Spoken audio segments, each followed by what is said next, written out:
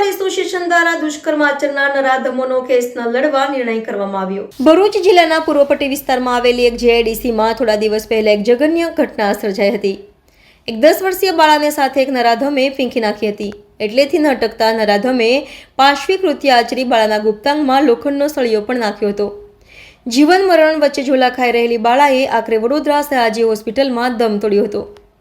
નરાધમ દ્વારા આચરાયેલા જઘન્ય કૃત્યને ચોમેરથી ધિક્કાર મળી રહ્યો છે। ત્યારે જે વિસ્તારમાં આ જઘન્ય ઘટના સર્જાઈ છે ત્યાંના બાર એસોસિએશનના વકીલોએ સર્વાનુમતે નરાધમનો કેસ ન લડવા નિર્ણય કર્યો છે। ગઈ તારીખ 16/12/24ના રોજ ઝઘડિયા જેઆઈડીસી વિસ્તારમાં ઝારખંડની એક 10 વર્ષની સગીર બાળા પર જે જઘન્ય દુષ્કૃત્ય આચરવામાં આવેલું છે અને તેના આજુબાજુના વિસ્તારમાં ઘણા દુઃખદ પ્રત્યાઘાતો પડેલા છે।